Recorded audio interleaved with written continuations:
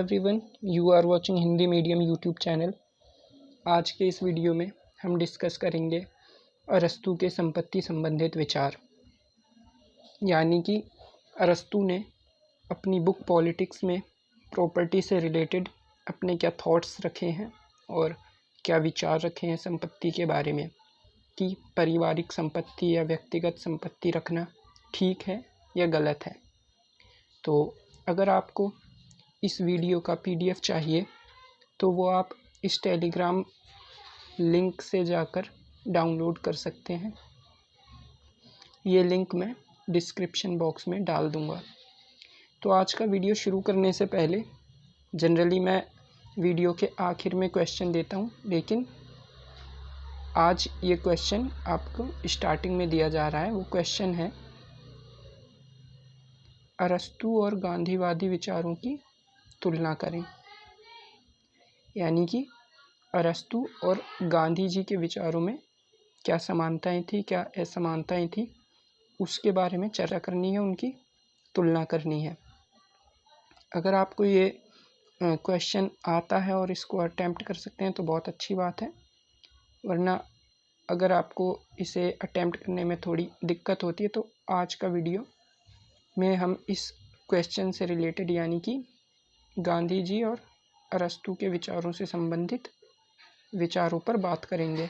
तो इस वीडियो को देखने के बाद आप इस क्वेश्चन को काफ़ी इजीली अटेम्प्ट कर सकते हैं। तो आज का वीडियो जो कि होगा अरस्तू के संपत्ति संबंधित विचार, उसको शुरू करते हैं।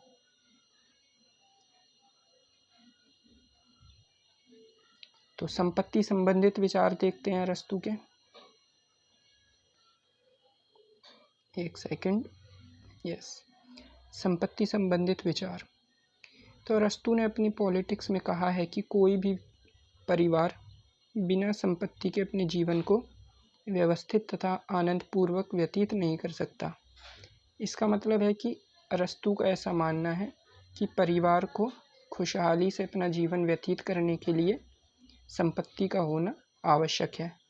यानी कि किसी भी परिवार को अपना जीवन व्यवस्थित और आनंदपूर्वक जीवन जीने के लिए उस परिवार को, उस व्यक्ति को कहीं ना कहीं संपत्ति की आवश्यकता पड़ती है। इसलिए संपत्ति को एक आवश्यक तत्व माना है अरस्तू ने। संपत्ति परिवार का एक आवश्यक अंग है जिसके अभाव में व्यक्ति अपने जीवन की कल्पना नहीं कर सकता। यानी कि अरस्तू ने संपत्ति को परिवार का एक अभिन्न और आवश्यक अंग माना है, जिसके अभाव में अरस्तू का मानना है कि व्यक्ति और परिवार अपने जीवन की कल्पना भी नहीं कर सकता। यानी कि संपत्ति यदि परिवार के पास ना हो तो संपत्ति के अभाव में परिवार अपने जीवन की कल्पना भी नहीं कर सकता। यानी कि संपत्ति को बहुत अधिक महत्व दिया है अरस्तू ने।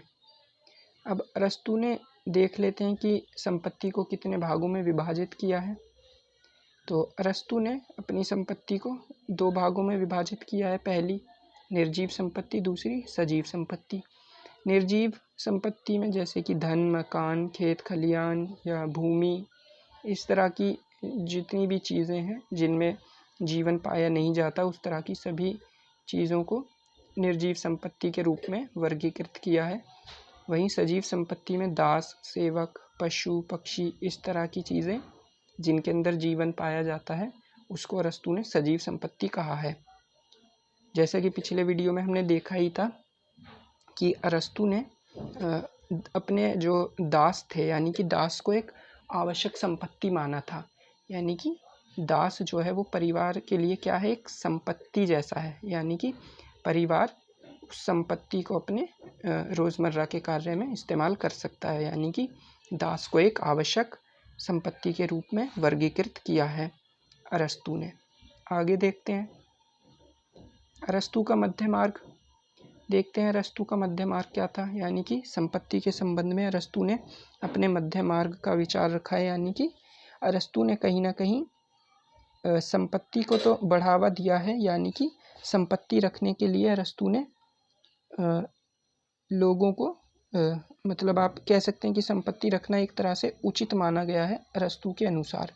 लेकिन वहीं अत्यधिक संपत्ति का संचयन करना कहीं ना कहीं एक अनुचित बात है। यानी कि अरस्तु ने संपत्ति रखने को समर्थन दिया है लेकिन अत्यधिक संपत्ति का निषेध किया है। यानी कि अपनी लालच की पूर्ति के लिए संपत्ति रखना गलत है, बल्कि संपत्ति को अपनी आवश्यकताओं के अनुसार रखना चाहिए।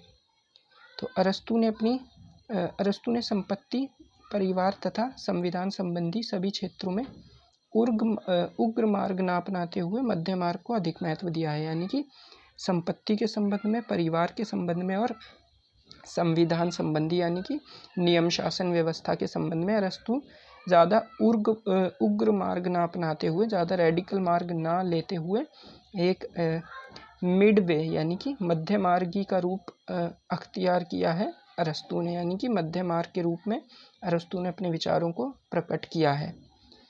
वहीं एक और, ये अरस्तु की जगह यहाँ पर आएगा और, ठीक है, इसको आप करेक्ट कर सकते हैं।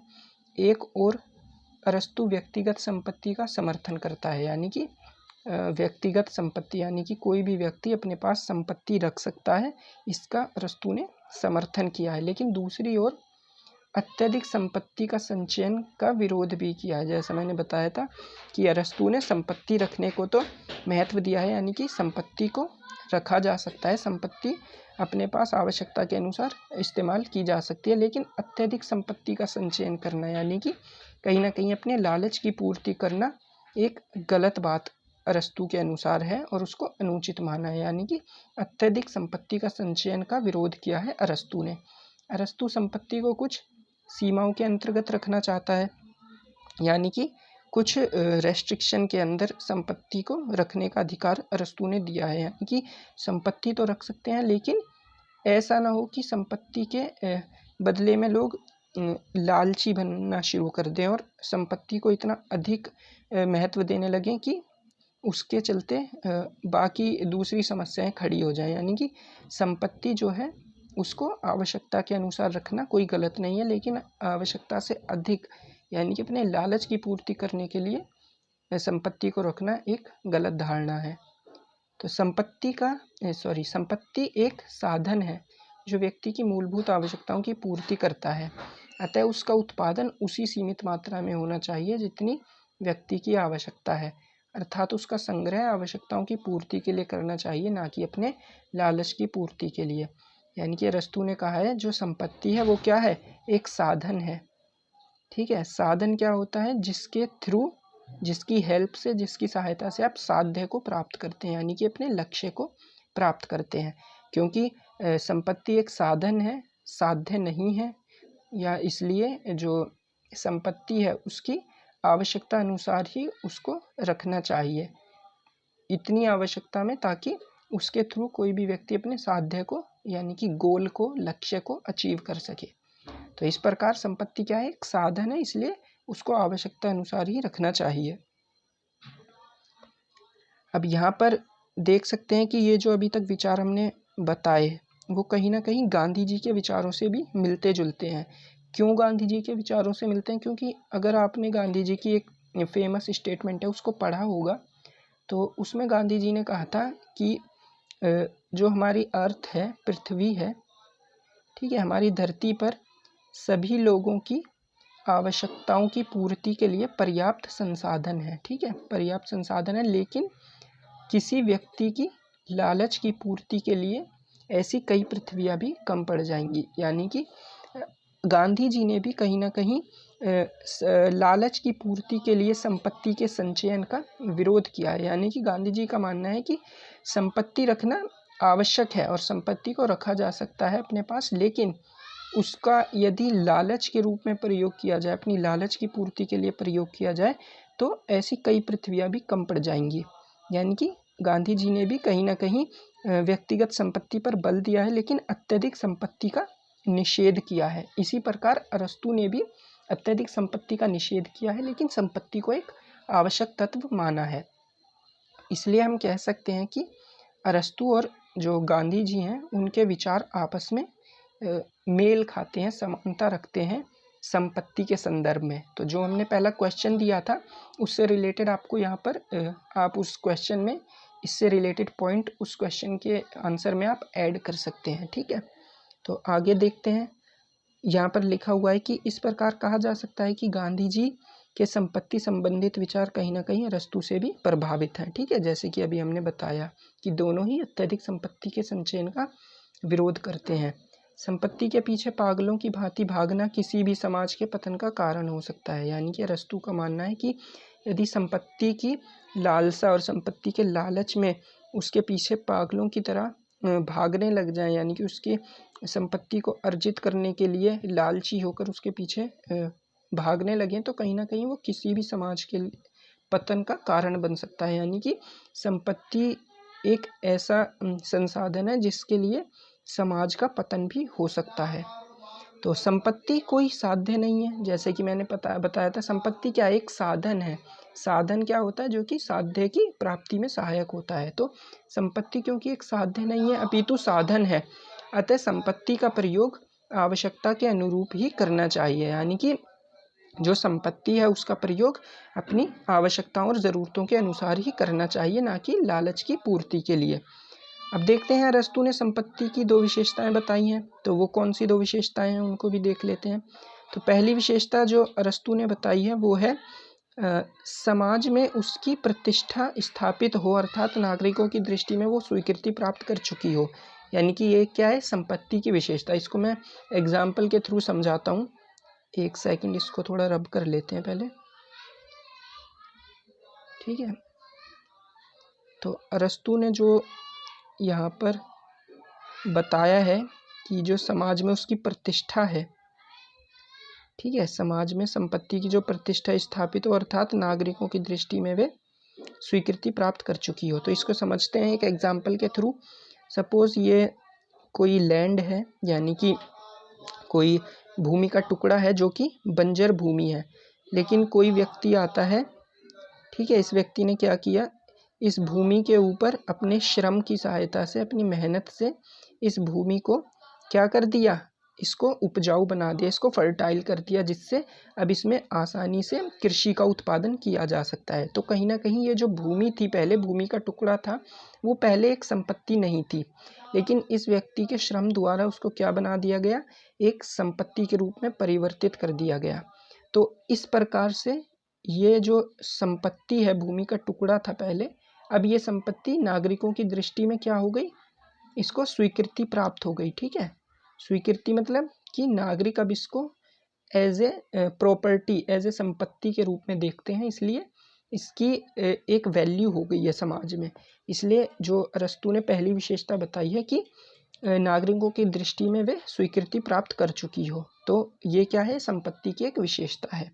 दूसरी विशेषता देख लेते हैं, राज्य की अरस्तू से संपत्ति के संरक्षण की उचित व्यवस्था हो। यानी कि जो संपत्ति बन चुकी है, डेवलप हो चुकी है, उस संपत्ति को यदि राज्य सुरक्षा प्रदान करता है, उसका संरक्षण करता है, तो ये भी क्या है, उसकी एक विशेषता है। यानी कि उस प्रॉपर्टी की संरक्षण देना, उस प्रॉपर्टी को सुरक्षा देना भी क्या है, जो संपत्ति है उसकी एक दूसरी विशेषता है। ठीक है, तो इस तरह से आप देख सकते हैं कि दोनों ही कहीं ना कहीं काफ़ी इम्पोर्टेंट है, दोनों विशेषताएं। अब आगे देख लेते हैं हम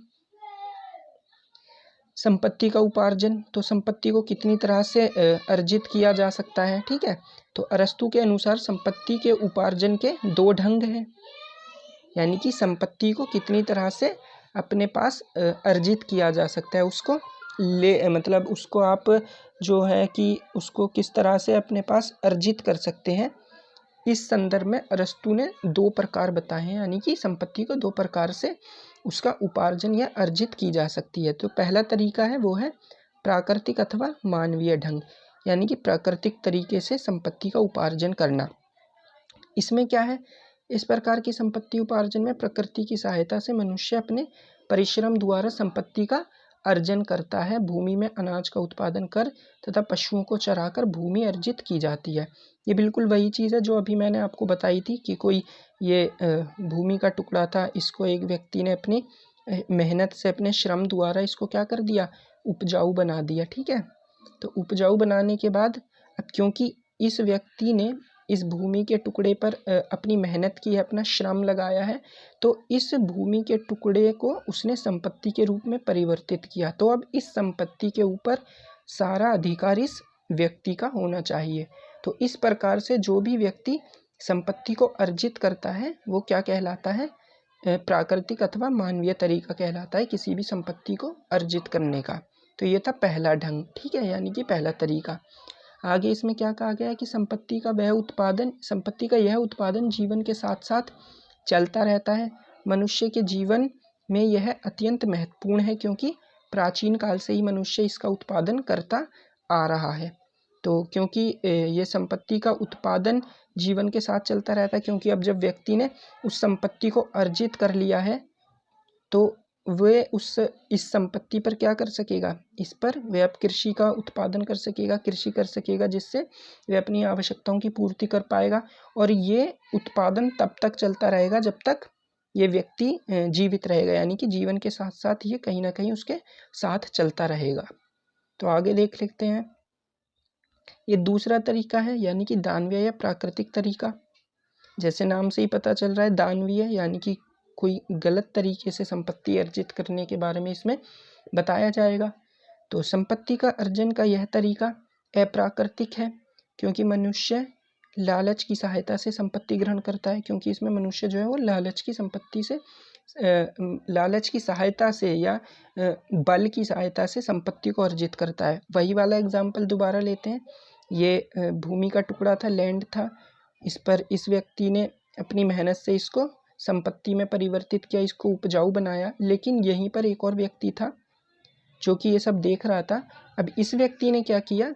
इस व्यक्ति को यहाँ से भगाकर, मारकर, इसके साथ हिंसा करके इस भूमि पर अपना कब्जा कर लिया, इस संपत्ति पर अपना कब्जा कर लिया। तो ये किस तरह का तरीका हुआ संपत्ति अर्जित करने का? ये अप्राकृतिक या दानवीय तरीका है किसी भी संपत्ति को अर्जित करने का। तो ये दूसरा तरीका था जो अरस्तु ने अपनी बुक पॉलिटिक्स में बताया है। आगे देखते हैं। जैसे ऋण देकर ब्याज कमाना, व्यापार में लाभ अर्जित करना, इस प्रकार के तरीकों में मनुष्य अपनी मानवता को भूलकर मात्र लाभ कमाने की सोचता है। तो जो अभी मैंने एग्जाम्पल दिया ये भूमि वाला है, इसके अलावा जो ऋण देकर ब्याज कमाया जाता है तो इसको भी अरस्तु क्या मानते हैं? संपत्ति अर्जित करने का एक दानवीय तरीका मानते हैं कि व्यक्ति को आप ऋण देकर उससे अत्यधिक ब्याज वसूल करते हैं, जो कि एक दानवीय या अमानवीय तरीका है, क्योंकि इसमें आप व्यक्ति की मजबूरी का फायदा उठाकर उससे अधिक से अधिक ब्याज कमाने की लालसा में रहते हैं। अरस्तु द्वारा स्वयं कहा गया है कि धन से लाभ कमाना अर्थात ब्याज और सूद के जरिए किसी की मजबूरी का फ़ायदा उठाकर लाभ कमाना अमानवीय है। ठीक है, वही चीज़ कि किसी की मजबूरी का फ़ायदा उठाकर उससे ब्याज की सहायता से धन की वसूली करना एक अमानवीय तरीका है। और इस संदर्भ में अरस्तु ने स्वयं कहा है, ये इम्पोर्टेंट स्टेटमेंट है, कि वित्तोपार्जन का सबसे घृणित उपाय सूद लेना है। इस प्रकार के स्टेटमेंट देकर आपको PSI और ऑप्शनल में क्वेश्चन पूछ लिए जाते हैं, इस पर आपको कमेंट करने के लिए बोल दिया जाता है। तो इस तरह के स्टेटमेंट जो भी मैं देता हूँ उसको आप अच्छे से ध्यान में रखें और अच्छे से समझ कर चलें। अब देख लेते हैं संपत्ति का विनिमय, यानी कि exchange of property. Exchange of property के बारे में अरस्तु का क्या कहना है? अरस्तु ने संपत्ति के विनिमय के दो रूप बताए हैं, नैतिक और अनैतिक। उसके अनुसार संपत्ति का विनिमय न्याय के सिद्धांत के अनुसार ही होना चाहिए। इस सिद्धांत के अनुसार सर्वाधिक अधिक मनुष्य को लाभ होना चाहिए, यानी कि जो संपत्ति का विनिमय है अदला बदली है, यानी कि जैसे किसी आप कह सकते हैं जैसे किसी के पास, जैसे पहले होता था ना कि जब करेंसी नहीं चलती थी तो किसी के पास सपोज यहाँ पर गेहूँ है और किसी इंसान के पास यहाँ पर कपड़े हैं, तो ये क्या करते थे आपस में, इसने इसको गेहूं दे दिए, इसने इसके बदले में उसको कपड़े दे दिए। तो इस तरह से जो विनिमय होता है संपत्ति का, तो उसको अरस्तु ने यहाँ पर बताया है। और उसको क्या कहा है कि जो ये विनिमय होता है किसी भी संपत्ति का, वो कैसा होना चाहिए? न्याय के सिद्धांत के अनुसार। और नैतिक और अनैतिक उसके अनुसार संपत्ति का विनिमय न्याय के सिद्धांत के अनुसार ही होना चाहिए, यानी कि जिसमें सर्वाधिक व्यक्तियों को लाभ हो। ऐसा ना हो कि किसी एक व्यक्ति को तो बहुत ज़्यादा लाभ हो रहा है वस्तु विनिमय करने में या संपत्ति विनिमय करने में, जबकि जो अन्य व्यक्ति है उसको बहुत ज़्यादा घाटा हो रहा है।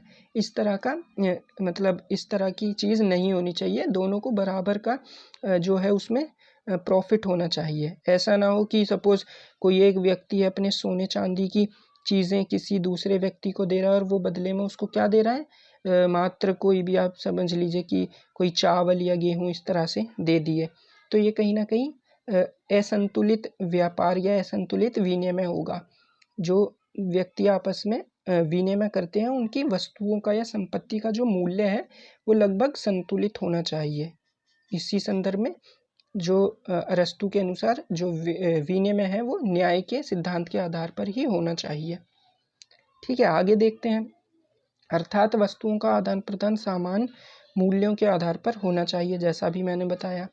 अतः वस्तुओं का मूल्य उतना ही होना चाहिए जितना कोई व्यक्ति अपनी वस्तु का मूल्य दूसरे से प्राप्त करता है। राज्य का कर्तव्य यह है कि वह अनैतिक विनिमय पर कठोर नियंत्रण रखे।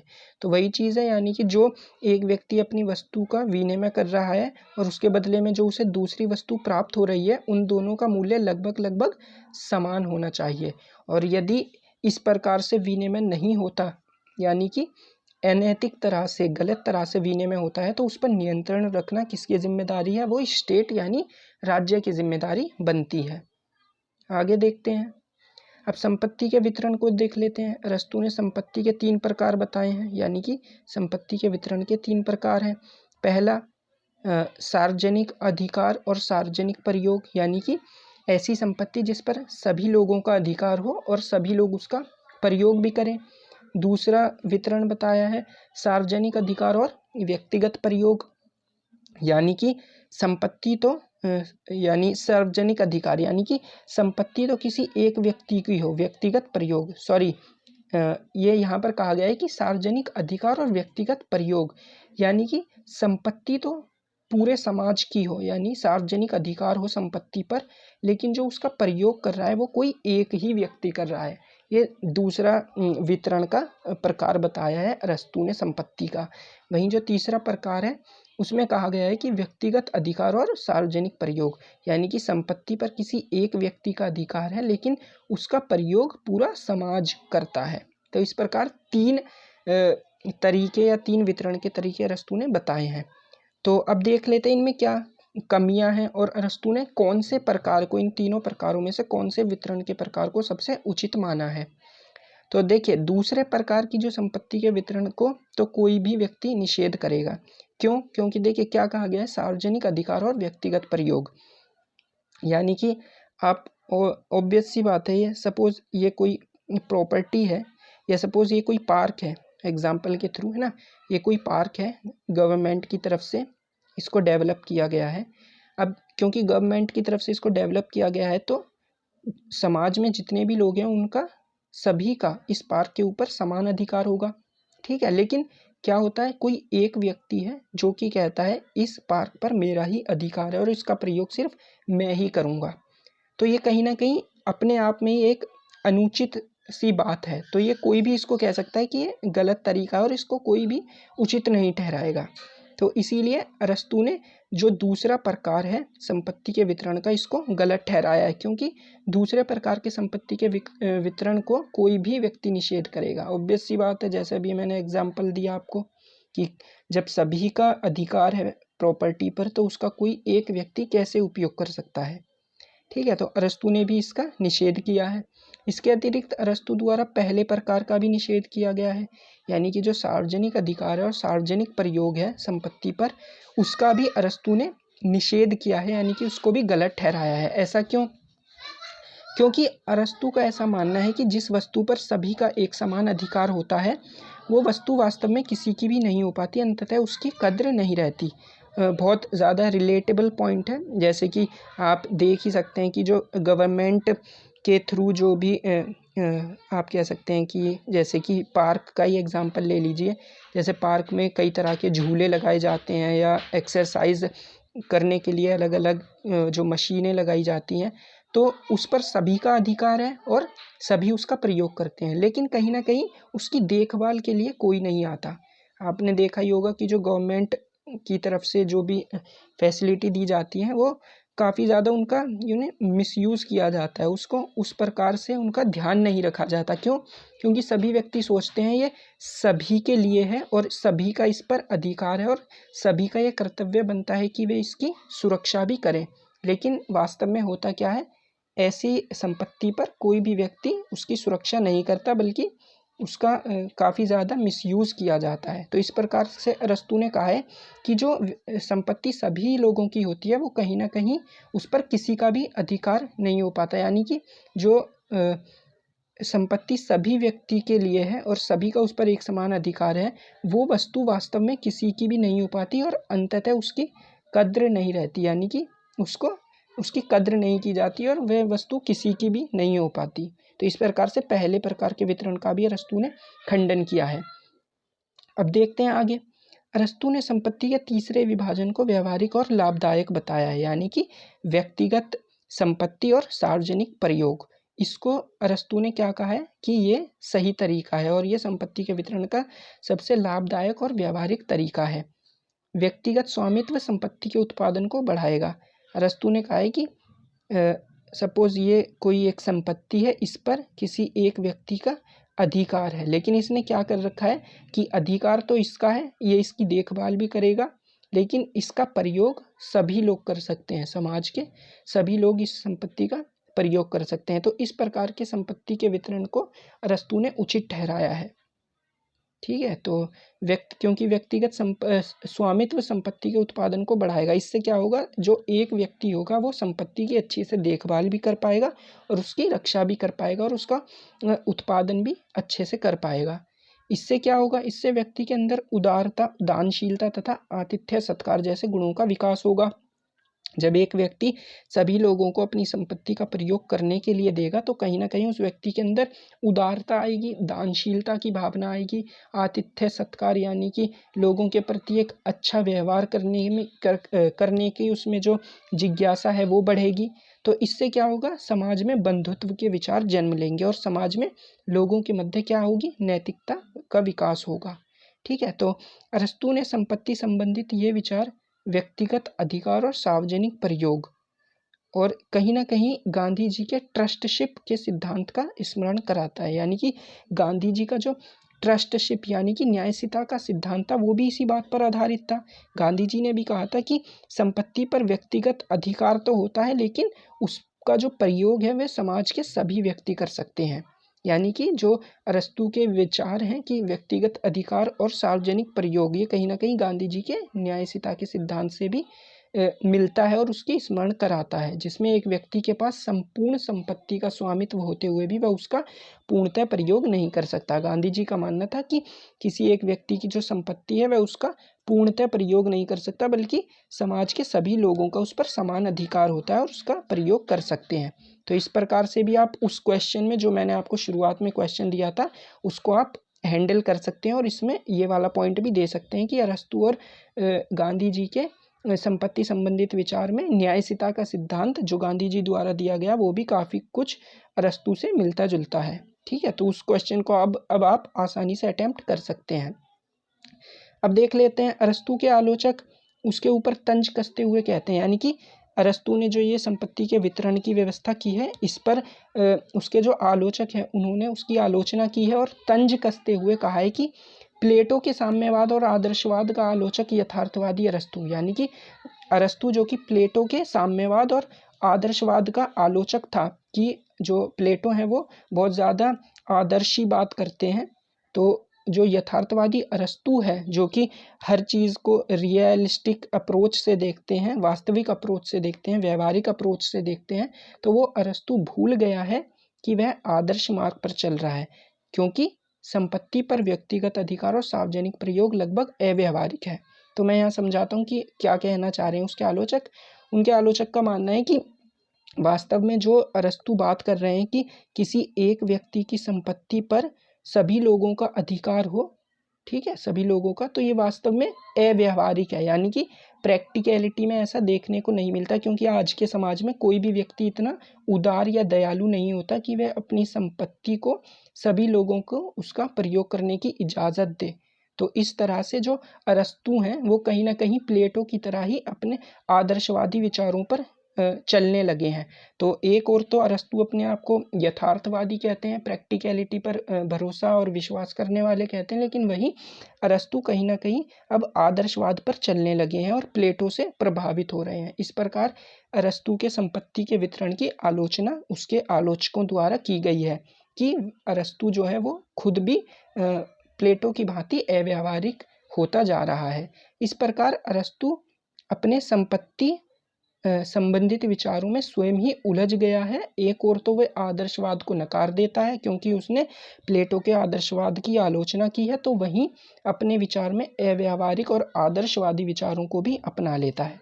तो इस प्रकार से अरस्तु की आलोचना की गई है क्योंकि उसने क्या किया है, प्लेटो के आदर्शवाद को तो नकार दिया है, उसकी आलोचना की है, लेकिन अपने ही संपत्ति के वितरण के विचारों में उसने आदर्शवाद और अव्यावहारिक सी लगने वाली चीज़ों को अपना लिया है। तो ये आज का लेक्चर था पूरा अरस्तु के संपत्ति संबंधित विचारों के बारे में। आई होप आपको ये लेक्चर अच्छा लगा होगा और समझ आया होगा। तो आप जो मैंने क्वेश्चन आपको दिया था स्टार्टिंग में उसको अटेम्प्ट कर सकते हैं। और अगर आपको लेक्चर अच्छा लगा हो तो thank you so much for watching this video. Have a nice day.